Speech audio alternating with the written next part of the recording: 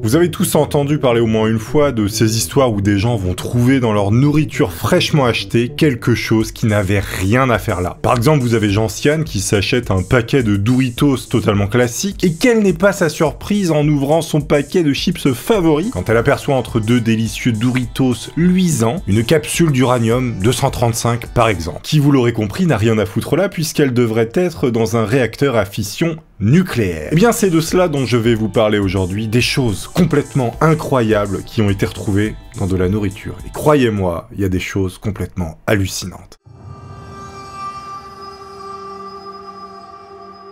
Pour ce premier cas, vous avez une femme de 55 ans qui a fait une mauvaise découverte. Et on va aller crescendo en fait. Plus on va aller dans les histoires, plus ça va être incroyable. Cette femme de 55 ans se rendait dans un magasin pour acheter un petit paquet de raisins pour les donner à ses petits-enfants. Une mamie somme toute sympathique qui voulait faire plaisir à ses petits-enfants. Sauf qu'à noter que le goûter a failli décimer les jeunes bambins. Effectivement, en achetant ce petit paquet de raisins chez Beges Wholesale à Garner, eh bien elle ne se doutait pas du Kinder Surprise qu'il y avait à l'intérieur. Lorsqu'elle a regardé de plus près, elle a vu une substance qui semblait être des brins de toile soyeux. Lorsque la famille a inspecté les tiges de raisin, eh bien ils ont trouvé sur le raisin, dans la boîte, une veuve noire. Pour rappel, la veuve noire est l'une des araignées les plus dangereuses au monde, notamment parce qu'elle produit un venin qui contient de l'alpha-latrotoxine, qui va détruire les petits compartiments des terminaux présynaptiques des neurones, stockant des neurotransmetteurs qui sont susceptibles d'être libérés dans l'espace intersynaptique à la suite de l'arrivée d'un potentiel d'une action dépolarisante et de l'augmentation des niveaux calciques intracellulaires. En gros, ça va vous liquéfier le cerveau. Donc en fait, là, vous avez une mamie absolument gentille qui a failli faire littéralement des omblards avec ses petits-enfants. Mais heureusement, ce n'est pas arrivé. On est en 2010 et vous avez Tim Hoffman et sa femme qui vont vouloir se faire une petite poêlée de légumes parce qu'ils ont la dalle. Et quelle n'est pas la surprise en ouvrant ce sac de légumes, puisque à l'intérieur, ils vont trouver littéralement une grenouille surgelée. Martine Hoffman a été choquée lorsqu'elle a ouvert le sac et a trouvé la fameuse grenouille chez elle. Marty et son mari, Tim, ont ensuite photographié la grenouille et scellé le sac. Tim a ensuite appelé le bureau de Détroit de la Food and Drug Administration des États-Unis et ce n'est que lorsqu'ils ont contacté les médias une semaine plus tard que la nouvelle s'est répandue et que le magasin a été contacté. Évidemment, l'épicerie où les légumes surgelés avaient été achetés avec la fameuse grenouille à l'intérieur a fait un rappel sur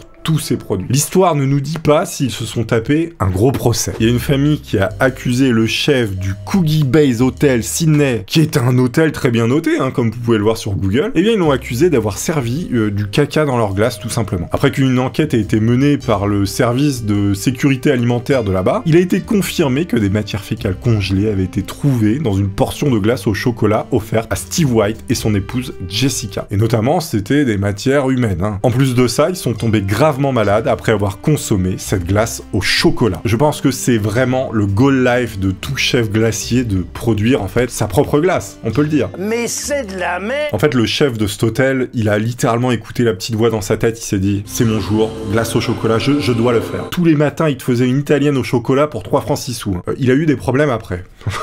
Plus de travail. On est cette fois-ci en 97 et William Smith entre dans un McDonald's tout à fait lambda aux États-Unis en Pennsylvanie. Et de toute évidence, l'homme avait une petite faim puisqu'il commande 2 Big Mac. C'était un sacré gourmand, mais il n'allait pas le rester. Il prend avec ça des frites et une boisson. Il commence à manger le premier hamburger sans aucun problème. Mais lorsqu'il entame le second, il remarque que son goût était un petit peu différent du premier. Et c'est pas étonnant puisque dans ce deuxième Big Mac, il va littéralement trouver une capote. Mais c'est pas tout parce qu'en 2009, cette histoire a réitéré. Il y a une petite fille suisse de 7 ans qui elle aussi va trouver une capote, mais cette fois-ci dans ses frites. La vraie question qu'on peut se poser, c'est comment une capote peut arriver entre 2 tranches de salade au McDonald's. T'imagines, sujet de philo quoi.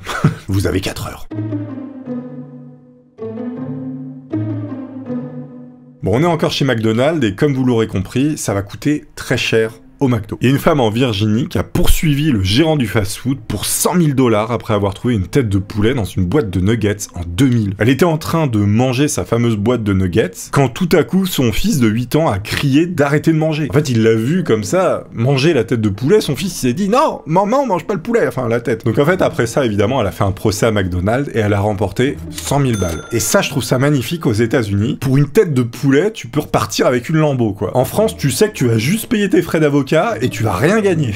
Tu perds ton temps. Mais c'est complètement incroyable parce que une tête de poulet, ça reste quand même du poulet et la meuf a gagné 100 000 balles pour ça. Hein. Vous avez également Stéphane Force qui vit à Kidlington, qui a acheté son pain dans un magasin de Bicester en janvier 2009. Quelle n'a pas été sa surprise de trouver une souris morte dans sa miche de pain alors qu'il préparait des sandwichs pour ses enfants. L'industriel qui fabrique le pain a admis ne pas pouvoir garantir que toutes les étapes de production alimentaire sont protégées contre la contamination de souris. Je suis pas sûr que ce soit la meilleure réponse qu'il ait pu donner, le mec qui fabrique ses miches de pain. Le mec avoue littéralement que son usine de fabrication de miches de pain est potentiellement les chiottes géantes de Rasmo et Rapido. Mauvaise pub. Ça me fait penser un petit peu à Buitoni, vous savez l'histoire avec les pizzas, le truc horrible. Je suis allé voir sur leur site et maintenant les trucs en première page sur leur site c'est ouais, tout est clean, tout est contrôlé, tout est propre. En fait, ils essayent vraiment du clean washing, je sais pas si on peut le dire. À la limite, Buitoni a fait une meilleure réponse que ce mec-là. Hein. Le mec qui fabrique son pain, il dit juste non bah par contre on sait pas, il y a peut-être des souris mais on peut rien faire les gars.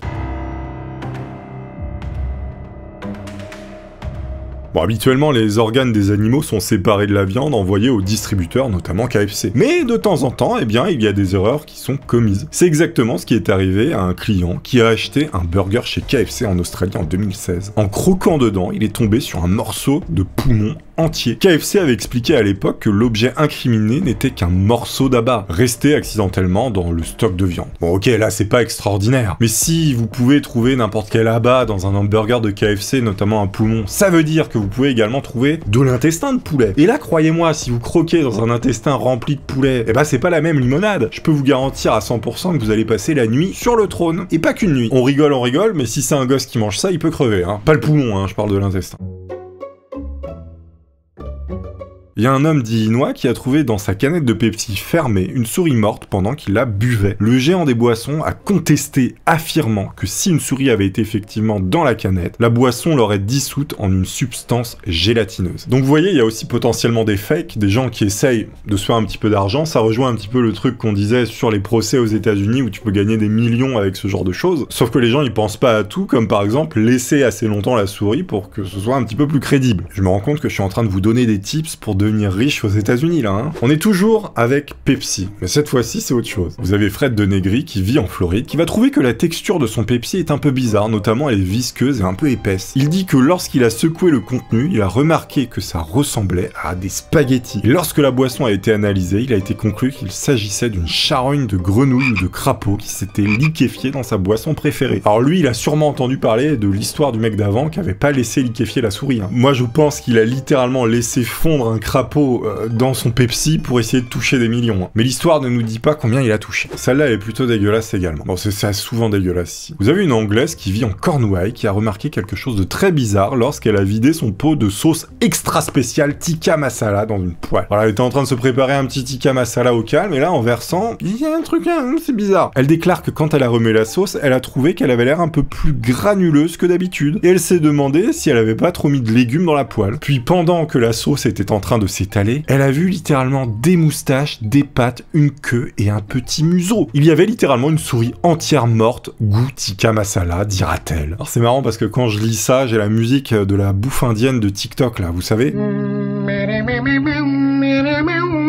Livraison directement à l'hôpital, quoi, bonjour. Supplément cercueil, s'il vous plaît, avec mon tikka masala, merci. Cette fois-ci, on est en 2008 et il y a un New-Yorkais qui savoure son petit Subway et croque une partie bizarrement dure entre ses dents. Et lorsqu'il ouvre le sandwich, il voit une lame de 15 cm à l'intérieur. Mais heureusement pour lui, en fait, il a mordu dans le manche et non dans la lame. Et pour ça, Subway l'a indemnisé de 20 000 balles. Admettons, vous, là derrière votre écran, est-ce que pour 20 000 balles, vous accepteriez de boire une souris liquéfiée? Je veux le savoir dans les commentaires, c'est important. Mais cette fois-ci, on va un petit peu monter d'un cran, et croyez-moi, c'est pas ragoûtant. On est en 2005, et Clarence Stowers, un habitant de Caroline du Nord, est en train de manger une glace de chez Cole lorsqu'il tombe sur une sorte de petit bâtonnet qui est dans sa glace. Petit bâtonnet qui normalement n'a rien à faire là. Il pensait à la base que c'était un supplément bonbon et il se met à le lécher jusqu'à ce qu'il réalise que c'est un doigt coupé, un doigt humain. Et il s'est dit, mon Dieu, c'est quoi cette connerie? Je suis alors entré dans ma cuisine, j'ai rincé la chose avec de l'eau et j'ai réalisé que c'était un doigt humain et j'ai juste commencé à crier. Les responsables ont plus tard déclaré qu'un travailleur avait effectivement récemment été blessé par une machine de transformation des aliments et avait perdu un doigt qui n'avait jamais été retrouvé dans l'usine. Effectivement, ce doigt s'était retrouvé dans une des glaces. On peut appeler ça du cannibalisme par procuration, littéralement. Et l'histoire ne nous dit pas combien il a touché.